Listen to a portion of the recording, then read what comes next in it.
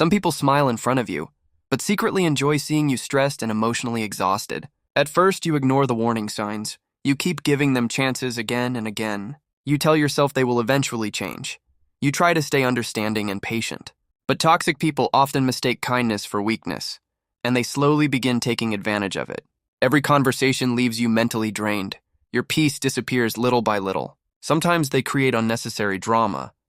Other times they quietly manipulate your emotions. They guilt trip you when you create boundaries. They act offended when you protect yourself. And over time, you begin feeling responsible for their behavior, even when it is not your fault. This is how toxic control works. Slowly, emotionally, and constantly. The Bible teaches love and patience, but it also teaches wisdom and discernment. Jesus loved people deeply, yet he still walked away from certain crowds and situations. Not everyone who follows you has good intentions, and not every relationship is healthy. Some people only bring confusion into your life. Their presence creates stress instead of peace. And eventually, you must ask yourself something important. Is this relationship helping you grow or destroying your peace? Many people stay too long around toxic individuals because they fear disappointing others. But sacrificing your peace to keep everyone happy will slowly destroy you, emotionally and mentally. You cannot heal in constant chaos. Your mind needs peace to think clearly. That is why boundaries matter, even from a biblical perspective. Boundaries are not hatred. They are wisdom and emotional maturity. Not everyone deserves unlimited access to your energy. Some people abuse that access. Toxic people often want emotional reactions, anger, guilt, frustration, fear, because emotional reactions give them control over the situation, and sometimes over you. That is why calmness becomes powerful. Calm people are harder to manipulate. When you stop reacting emotionally, the dynamic changes. Toxic people lose influence. They expect you to argue and explain yourself, but instead you remain calm and controlled. That silence frustrates them, because they can no longer control your emotions. And this does not mean becoming cold or hateful. It means becoming wise. You can forgive someone without allowing them to damage your peace.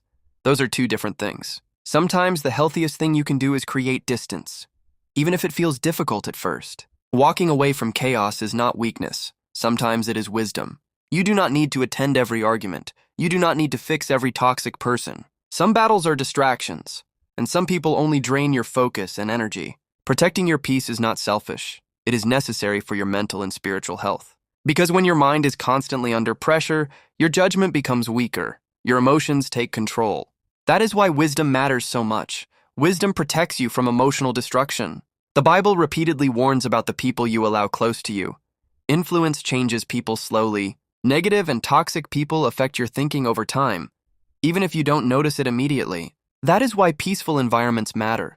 Your surroundings shape your mind. And sometimes God removes people from your life for a reason.